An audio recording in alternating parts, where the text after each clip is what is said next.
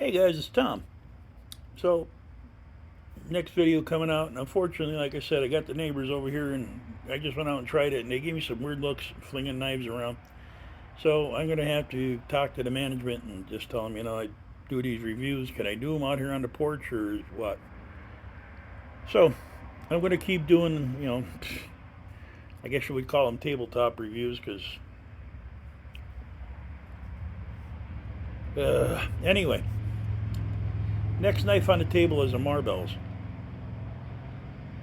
Now, I've seen these knives made by Case, and I've seen them made by, just recently I found a Union Cutlery, which is the old Kabar knife. Looks just like it. Made out of carbon, better materials, better made, but, they did exist. So, and the funny part is, I had an E.J. Waterman, and when I looked up the information on it, it was made in 1938, touted as a survival knife then.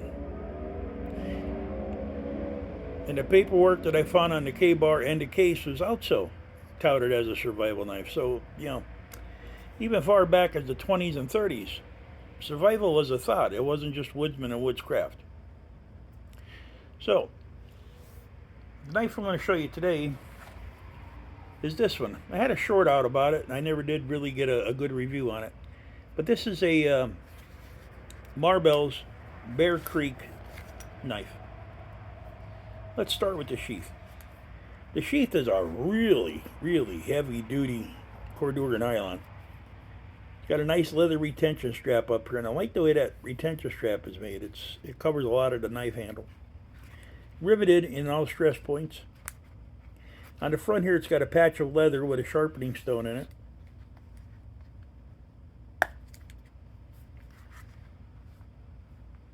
See if I can get... Yeah, it's down in there a ways, but you can see it there. It's a very fine sharpening stone. And on the bottom here, there's a D-ring. So, it's a very well-made sheath. I don't like cordura usually, but this is a very well-dropped sheath. And even on the back here, if you look at the retention strap, it's got a double retention strap, comes down to one snap, but it's riveted. And it is leather. So that's the sheath. Let's take a look at the knife.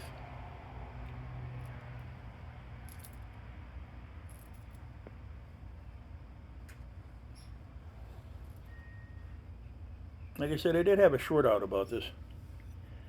So here's the knife.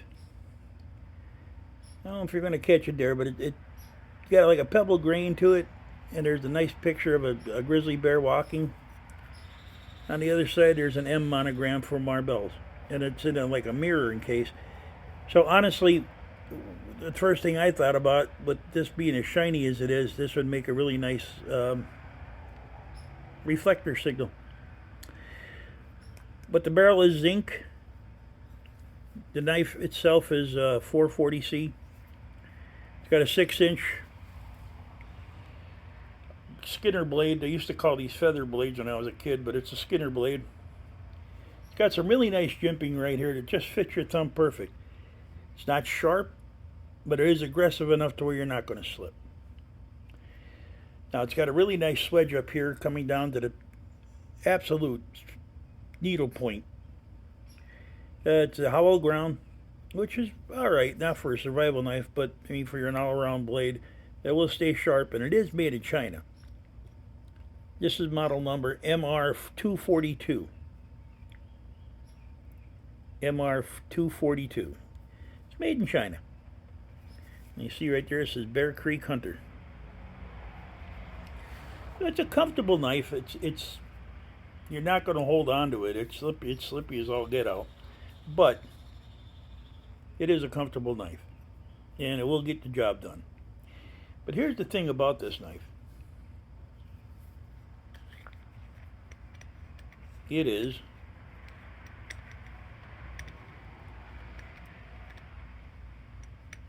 a pain. It is hollow handled. I picked this up because I thought the knife was really nice. I got it here and was like, wait a minute, that don't. And I was like, oh wow, I never seen one. And then I started looking for them. Now there is a compass in here.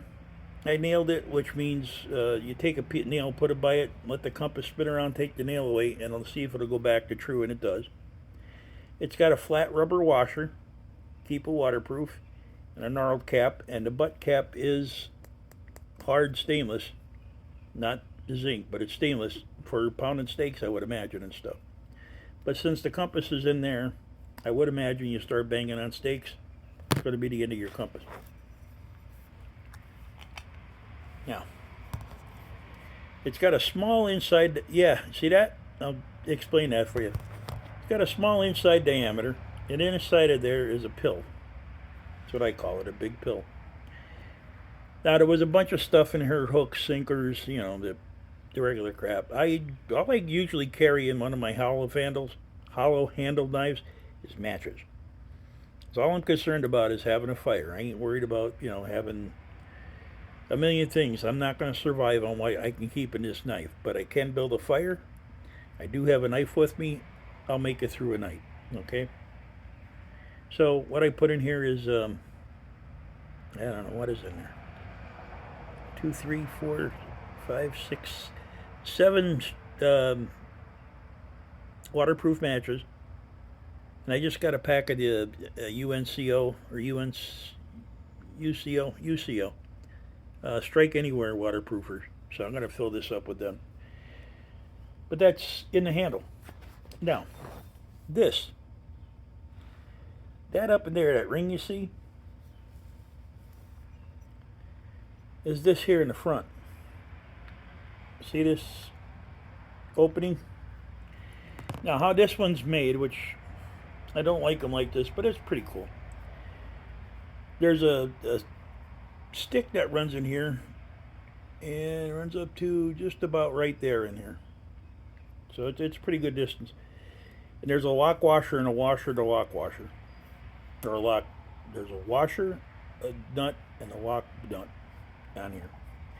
So what I really need to do with this is get some JB weld and fill this up to about here with the JB weld and fill that in, because you know it's not going to be waterproof. I thought that was a pretty cool little knife. I keep saying I'm not going hunting, but who knows? I got some doctor's appointments and some MRIs, and they're thinking it might not even be my back.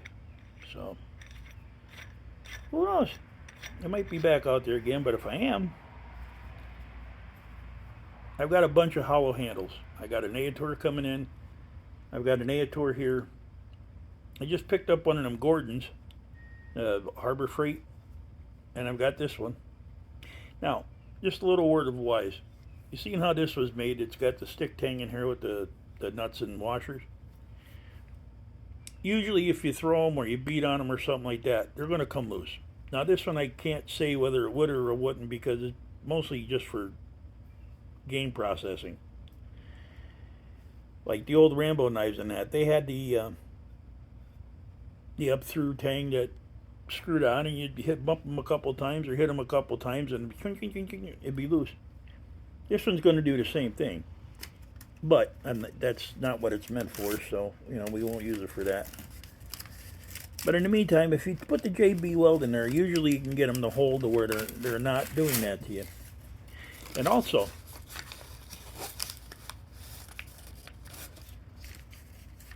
I don't have one here, but a lot of these hollow handles, you'll see right here where the guard is, there's going to be a set screw.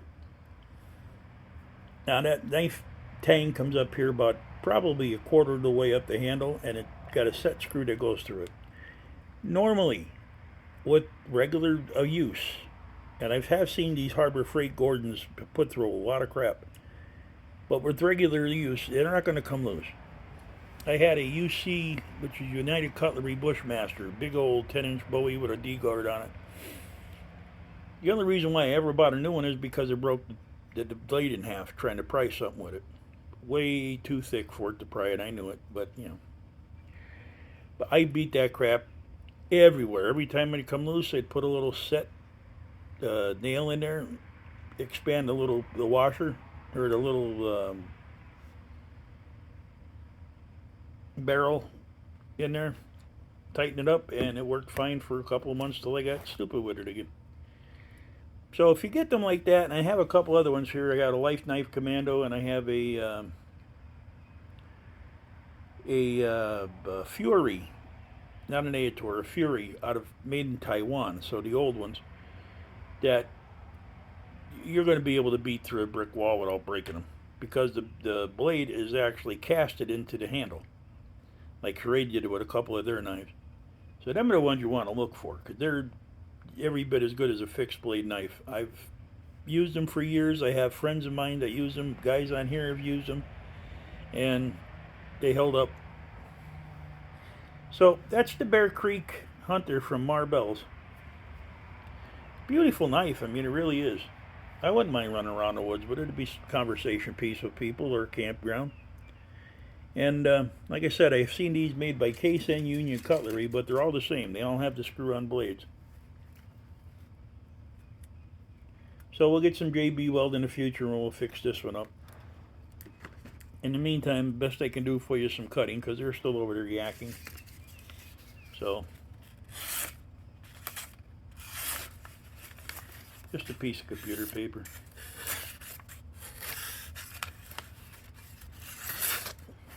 It cuts pretty good. I haven't really touched the edge up on it or did anything to it. So it came out of the box. So, this is Tom. I want to thank you for your time and your patience. Don't forget to share the video out. I keep saying hit the like button, but it doesn't matter because I'm not monetized, so it really doesn't matter unless you want to put me farther in the algorithm. As the Nutty Knife guy says, all hail the algorithm. And hit the like button, and it might pop me up a few notches.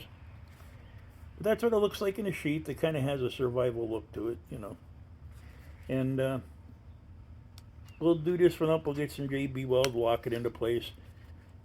And as far as retention in the sheath, I mean, it's in there. It's tight. The only rattling you hear is that little capsule in there.